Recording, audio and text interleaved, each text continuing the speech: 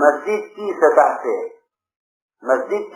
سے عوام الناس کو ایمان کی تعلیم صحابہ اکرام کے طریقے پر اور اللہ کی توحید عمومی طور سے بیان کرنے پر اپنی مسجدوں کو ایمان کے حلقوں سے آباد کریں، یہ ہر مومن سے، ہر ایمان والے سے عموماً اور علماء کرام سے خصوصاً اس تقاضے کے پورا کرنے کا مطالبہ ہے، اس تقاضے کے پورا کرنے کا مطالبہ ہے۔ عوام الناس سے عموماً، علماء سے خصوصاً اس تقاضے کے پورا کرنے کا مطالبہ ہے کہ علماء باوجود اپنے تمام مشاغل کے مسجد کو وقت دیں اس سنت کے احیاء کے لیے کہ جب علم اور ایمان مسجد سے ہی سیکھا جاتا تھا۔ اس سنت کے احیاء کے لیے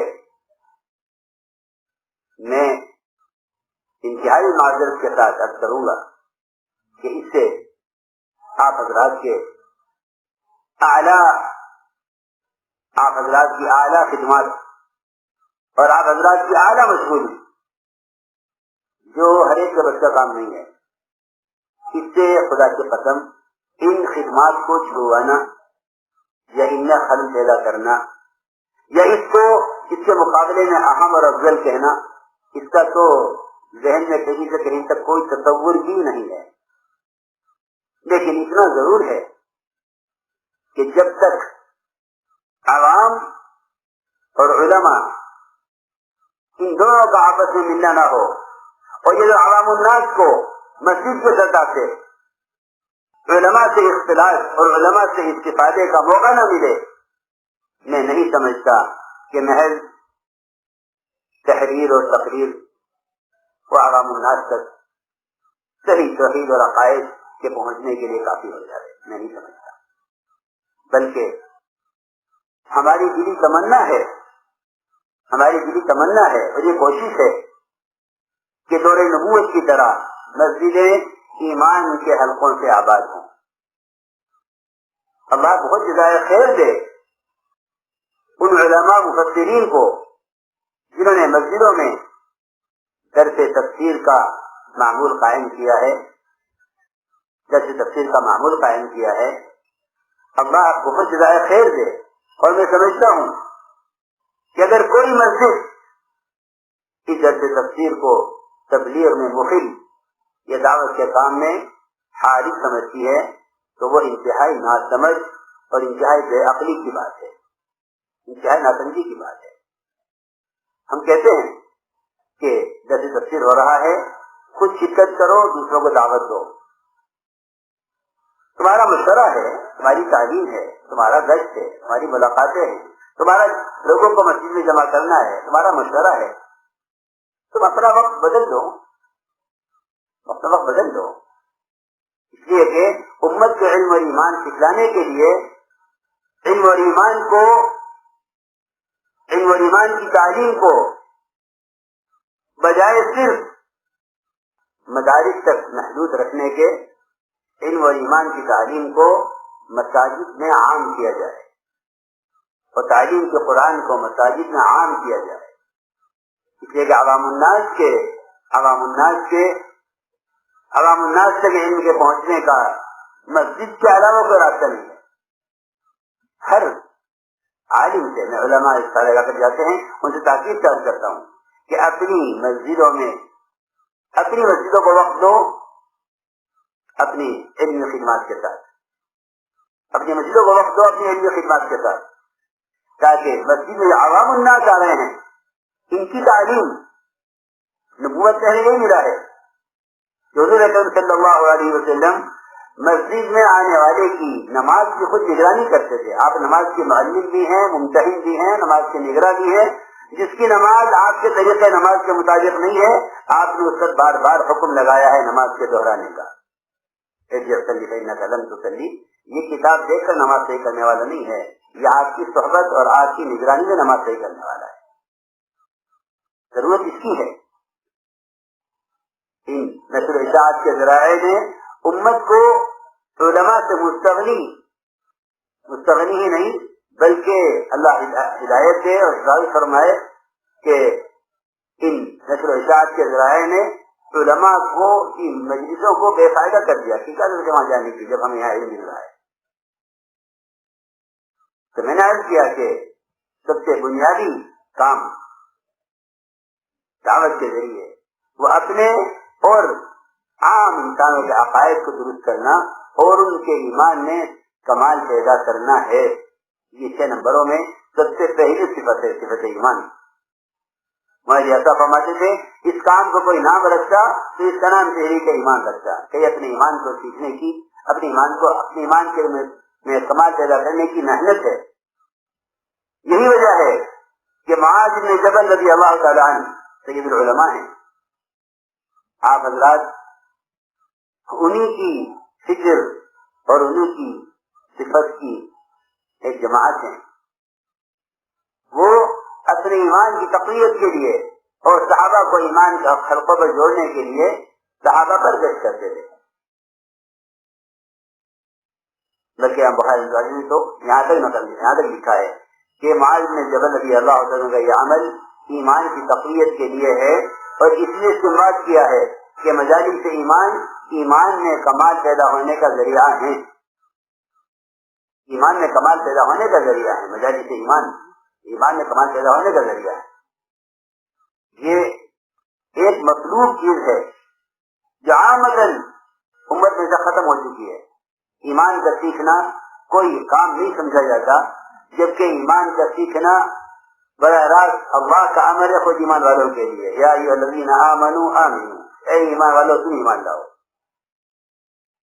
یہ ایک بنیادی عمل ہے کہ مسجدیں ایمان کے حلقوں سے آباد ہوں اور گشتوں کے ذریعے تعلیم کے حلقوں سے مسجد آباد ہوں اور گشتوں کے ذریعے انہیں ان اعمال میں جوڑا جائے.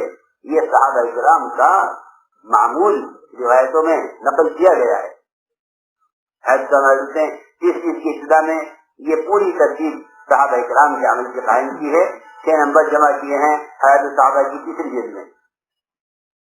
قم بنا نؤمن ساعة اجلس بنا نؤمن ساعة تعال نؤمن ساعة، یہ عبداللہ رواحہ کا اور معاذ بن جبل کا اور خود عمر بن خطاب رضی اللہ عنہ فرماتے ہیں یہ کام اس لیے کرتا تھا تاکہ میرے ایمان میں ترقی ہو. میری عرض یہ تھی کہ یہ جو 6 نمبر ہیں ان کی عملی مشق اور ان کی حقیقت کو حاصل کرنے کے لیے ایک عملی محنت کہ مسجد کے ماحول میں ائمہ کرام، حفاظ کرام، قراء کرام یہ مسجد کے ماحول میں عوام الناس کو دین سکھلائیں. حضور اکرم صلی اللہ علیہ وسلم بیان فرما رہے تھے، اچانک ایک دیہاتی مسجد کے دروازے پر آیا اور وہیں سے سیکھا، علمنی الدین یا رسول اللہ، مجھے دین سکھلائیے. آپ صلی اللہ علیہ وسلم منبر سے اترے، پورے صحابہ کے مجمع کو چھوڑ کر دروازے پر اس کے پاس گئے. روایت میں ہے لوہے کے پائے کی کرسی لائی گئی، اس پر آپ بیٹھے. اس دیہاتی کو آپ نے پورا اسلام سمجھایا اور سمجھا کر آپ واپس بیان کے لیے آئے صحابہ کے درمیان. اس طرف لے کر آنے والے کی طلب کا آپ نے اس طرح پورا کیا. حالانکہ بیان چل رہا تھا، بیان کر گیا تھا، لیکن دین سکھلانا یہ ایک تلقینی اور ایک ایسا کام ہے جو براہ راست خود اپنی صحبت میں رکھ کر ایک فردی اگر آئے حضور اکرم صلی اللہ علیہ وسلم اس کو سکھانے کے لیے اپنے آپ کو فارغ کر رہے ہیں. صحابہ خود فرماتے ہیں مسجد میں آنے والوں کا نماز ہم خود سکھلاتے تھے. حضور اکرم صلی اللہ علیہ وسلم خود سکھلاتے تھے. آپ مشغول ہوتے تھے تو ہم میں سے کوئی اس کو نماز سکھلایا کرتا تھا. علماء کا وقت مساجد کے لیے یہ کوئی تنظیم نہیں ہے، کوئی تحریک نہیں ہے، بلکہ معاذ کا محفوظ ہے کہ ضروریات زمانہ نے علم کو مسجد سے نکال دیا ہے، ورنہ یہ علم اصل مسجد کی چیز ہے. صفہ قیام گاہ ہے، درسگاہ نہیں ہے. درسگاہ مسجد ہے، صفہ قیام گاہ ہے جو مسجد سے باہر کا حصہ ہے. مسجد سے باہر کا حصہ تھا صفہ. مسجد درسگاہ ہے، صفہ قیام گاہ ہے. یہ عرض کیا کہ علم اور ایمان سیکھنے کی اصل جگہ مسجد ہے. علم اور ایمان کے سیکھنے کی اصل جگہ مسجد ہے تو مسجد ہے. اس روایت میں اس میں کہا گیا ہے اللہ کے گھروں میں سے کسی گھر میں جمع ہو کر جو لوگ اللہ کے تذکرے کرتے ہیں فرشتے اپنے پورے آسمان ان کو گھیر لیتے ہیں. اللہ تعالیٰ ان سے بہتر مخلوق میں ان کا ذکر فرماتے ہیں. اس سے صرف ذکر کے حلقے مراد نہیں ہیں بلکہ ہر وہ حلقہ جس میں اللہ کی یاد دلائی جائے, اس کی بڑائی, اس کی قدرت, اس کے احکام, جنت و دوزخ کے تذکروں سے جس مذاکرے سے بھی اللہ کی یاد دلائی جائے وہ ذکر کا حلقہ ہے. اور فرشتے اپنے پروں آسمان میں جس کو اپنے پروں سے گھیر لیتے ہیں. یہ ایمان کے سیکھنے کا سب سے بنیادی ذریعہ, بنیادی طریقہ یہ دور نبوت میں ملتا ہے کہ مسجدیں ایمان کے حلقوں سے آباد ہوتی تھی. صحابہ, علماء صحابہ اس ایمان میں کے حلقوں میں جوڑنے کے لیے بذات خود گشت کرتے تھے. امام محدث ابو رضی اللہ تعالیٰ تعلیم کا حلقے میں جوڑنے کے لوگوں کو بازار میں خود گشت کر رہے ہیں. ماں عاجزکم یا اہل السوق اعلان کر کے کہا کہ مسجد میں تعلیم کا حلقہ ہو رہا ہے, تم بازار میں ہو. جب تک میں اس طرح کہ آپ حضرات کا علم تازہ ہے, مستحضر ہے, ہم چاہتے ہیں کہ اس کام کی عملی تصدیق وہ آپ حضرات کے تعاون سے ہو, آپ حضرات کو خارج کرنے سے ہو. آپ اس کے حقدار ہیں, اس کے اہل ہیں.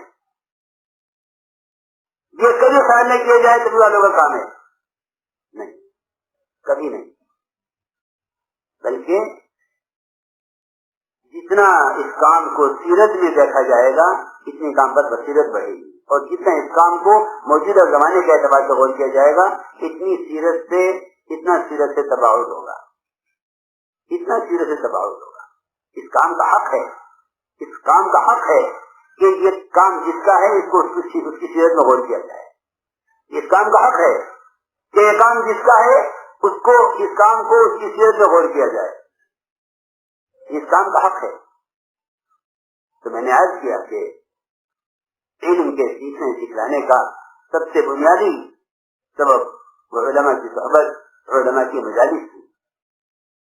ایک صاحب لکھ کر بھیجا عمر رضی اللہ تعالیٰ کو کہ مجھے علم لکھ کر بھیج دیجیے. فرمایا علم لکھ کر بھیجنے کی چیز نہیں ہے, مجھے علم سیکھنا ہے, مدینے آؤ. ماحول نے بلایا. اس لیے اگر علماء امت سے الگ کر دیے گئے تو میں سمجھتا ہوں کہ جس دودھ سے مکھن نکال لیا جائے اس دودھ کے اندر دودھ کی شکل باقی رہتی ہے لیکن اس کی کوئی منفعت, کوئی افادیت اور اس کی کوئی قیمت بھی نہیں ہوتی. کوئی قیمت نہیں. عوام اور علماء کا اختلاف جس کی صرف دو ہی شکلیں ہیں, ایک مسجد کی سطح پر اور ایک اللہ کے راستے کے خروج اور نقل حرکت. ہم عوام علماء کا اختلاف کرتے ہیں جس کی صرف دو ہی شکلیں ہیں, ایک مسجد کی سطح پر اور ایک اللہ کے راستے کے خروج اور نقل حرکت.